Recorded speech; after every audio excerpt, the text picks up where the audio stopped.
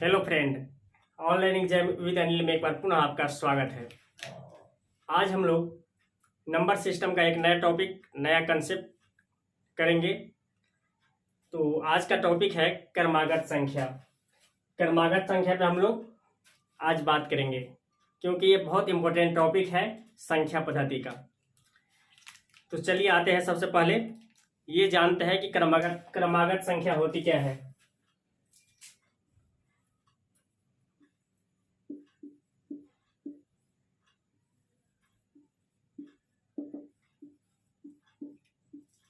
क्रमागत संख्या, सबसे पहले ये क्रमागत का अर्थ समझिए। क्रमागत को यदि हम लोग अलग करें, संधि विच्छेद करें, तो क्या हो जाएगा? क्रम धन आगत। क्रम धन आगत।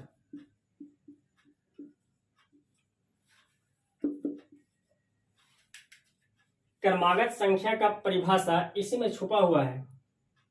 क्रम धन आगत मतलब संख्याओं का वह सीरीज, संख्याओं का वह श्रृंखला जो एक निश्चित क्रम के अनुसार आए, एक निश्चित क्रम के अनुसार आगे आती रहेगी। जैसे प्राकृतिक संख्या, प्राकृतिक संख्या इंग्लिश मीडियम जो है लिख लीजिए नेचुरल नंबर। प्राकृतिक संख्या हम लोग जानते हैं 1, 2, 3, इसी तरह आगे इनफाइनाइट तक चलता रहेगा। क्वेश्चन में आपको मेंशन रहेगा कि कहां से कहां तक का योगफल निकालना है, कहां से कहां तक का औसत निकालना है, क्वेश्चन में मेंशन रहेगा। फिलहाल कंसेप्ट समझिए। प्राकृतिक संख्या है, अंतर कितने कितने का है? 1 1 का। तो ये क्रम के अनुसार आ रहा है, क्योंकि सभी के बीच पदों का अंतर क्या है? 1 1। उसी प्रकार सम संख्या,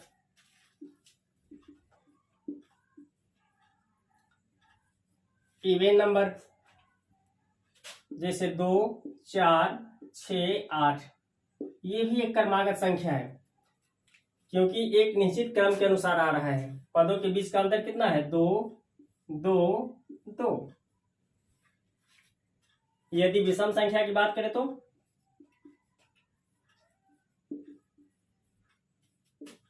1 3 5 7, इसी तरह आगे बढ़ता रहेगा। कितने कितने का अंतर है? 2 2 का। तो प्राकृतिक संख्या भी क्रमागत संख्या के अंतर्गत आता है। सम संख्या ये भी क्रमागत संख्या का उदाहरण है। विषम संख्या ये भी क्रमागत संख्या का उदाहरण है। और भी इसके अंतर्गत आता है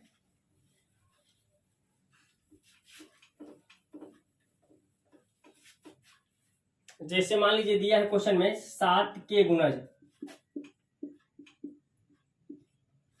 तो 7 का गुणज क्या हो जाएगा? 7 14 21, इसी प्रकार 7 7 का अंतर है, इसलिए सब क्या है? क्रमागत संख्या का उदाहरण है। 15 के गुणज या पद अभी प्रश्न पे आएंगे। फिलहाल ये समझिए कि क्रमागत संख्या किससे किससे कह सकते हैं। 15 का है तो 15 हो जाएगा, 30 45, इसी प्रकार आगे बढ़ता रहेगा। ये सब क्या है? क्रमागत संख्या, क्योंकि पदों के बीच का अंतर एक निश्चित है। अब इस टॉपिक से प्रश्न क्या बनता है? या तो क्रमागत संख्याओं का योगफल पूछ लेगा या औसत पूछ लेगा, ये क्वेश्चन में मेंशन रहेगा। तो आइए आज योगफल के बारे में हम लोग बात करते हैं, अगले क्लास में औसत के बारे में बात करेंगे।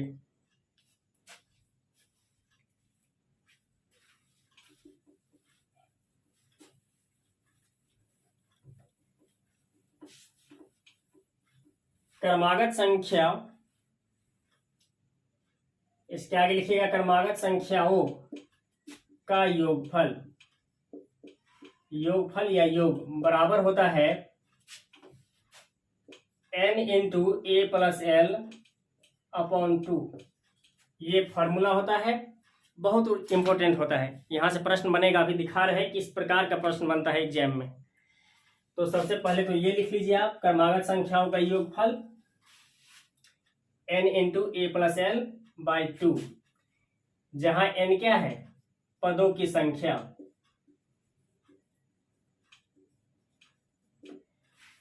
Number of term n equal to a क्या है, प्रथम पद, l क्या है, अंतिम पद।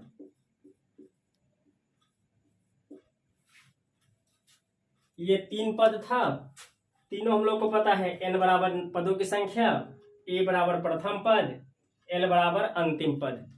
ये तीनों पता हो जाएगा, योगफल निकल जाएगा। अब आएंगे हम लोग इसके आगे प्रश्न पे। अब आते हैं प्रश्न पे। इतना बेसिक हो गया, ये जानना जरूरी था, नहीं तो प्रश्न आते हुए भी गलत हो जाता है। बेसिक जान गए। अब आइए प्रश्न पे, जो एग्जाम में पूछा जाता है जिस तरह से। Question number first,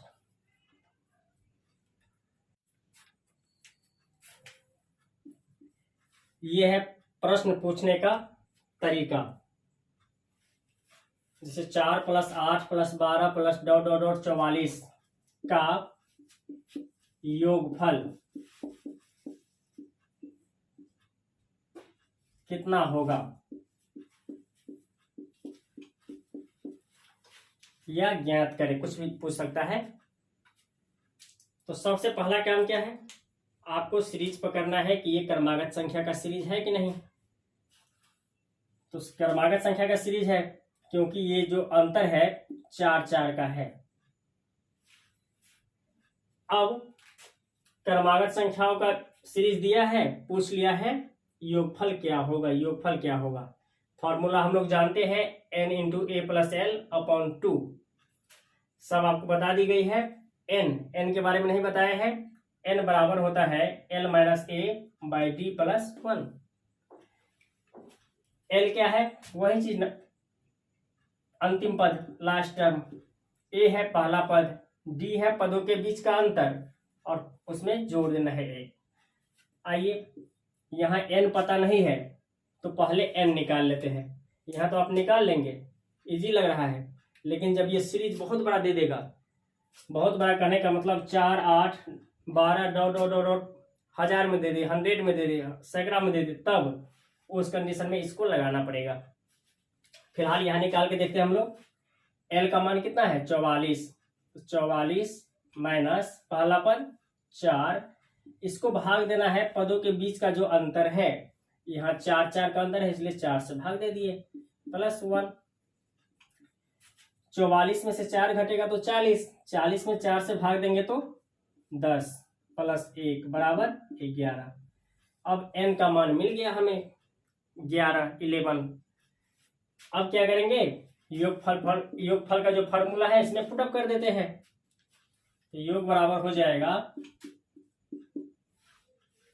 n into, तो n का मान कितना आ गया है, 11, तो 11 इंटू a प्लस l, 4 + 44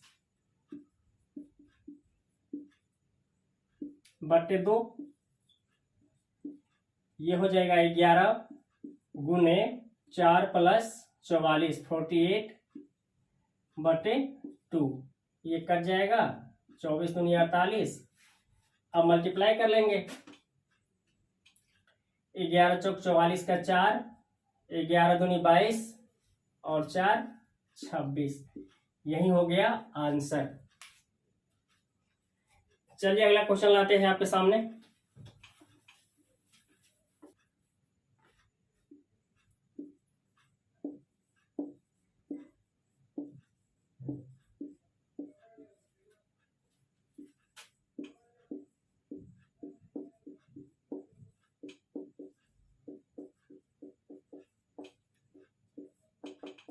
देखिए अगला क्वेश्चन, 15 के प्रथम 20 पदों का योगफल क्या होगा। इसी प्रकार आपसे पूछ लेगा 15 की जगह 7 के प्रथम 20 पदों का या गुणजों का, दोनों एक ही होता है, पद रहे या गुणज रहे, दोनों का मीनिंग एक ही होता है, का योगफल क्या होगा, 15 की जगह चेंज कर देगा, कभी 12 दे देगा, कभी 8 दे देगा, यहाँ पदों की संख्या में परिवर्तन कर देगा। बताइए इसका आंसर क्या होगा।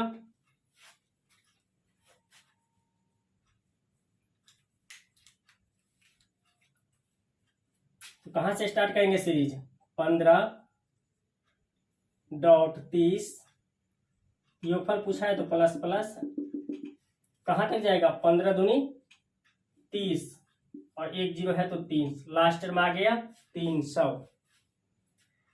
अब फॉर्मूला भी हम लोग जानते हैं, n into a plus l by 2, सब कुछ पता हो गया। तो योगफल क्या हो जाएगा, योगफल बराबर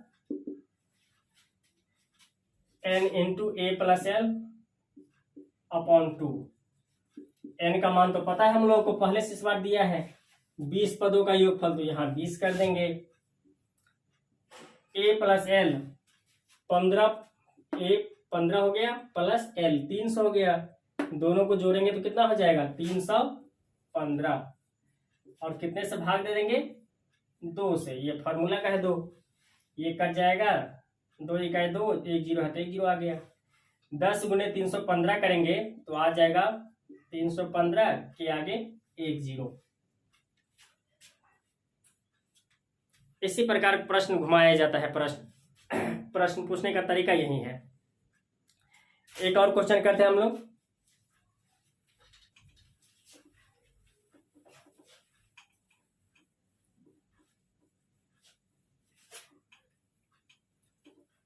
जैसे मान लीजिए क्वेश्चन दे दिया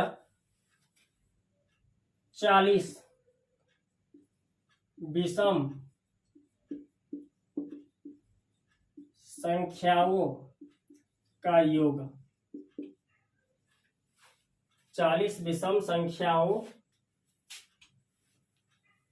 का योग फल कितना होगा।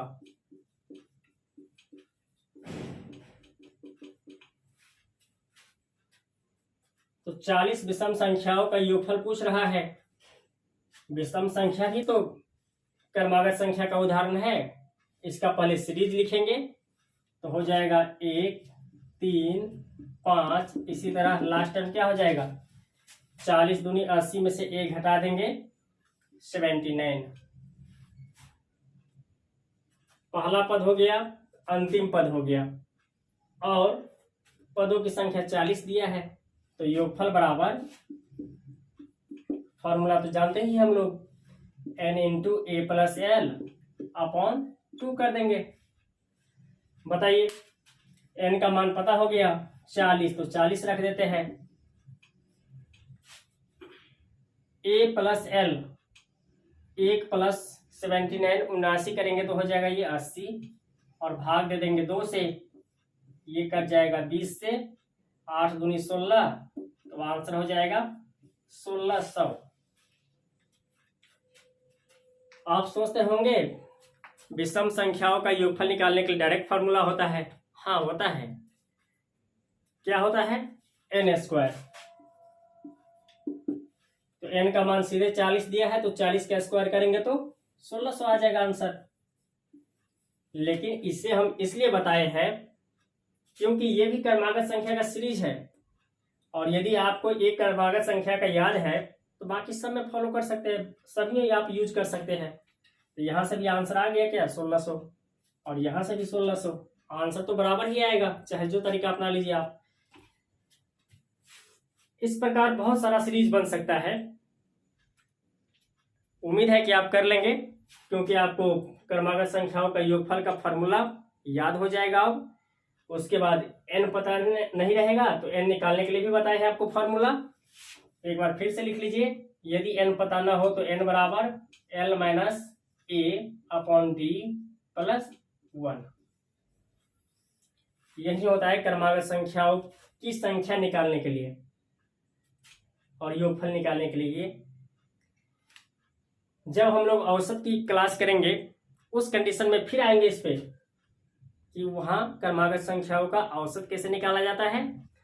स्टेप बाय स्टेप पढ़ेंगे तो आपको भी अच्छा रहेगा और हमें भी बताने में अच्छा रहेगा। ताकि आपको ये कन्फ्यूजन ना रहे। तो आज की सेशन यहीं एंड करते हैं। यदि आपको समझ में आया है तो कमेंट करके लिखिए, और जाते जाते एक बार चैनल सब्सक्राइब और शेयर कीजिए। थैंक यू क्लास, फिर मिलेंगे नए क्लास में। Thank you.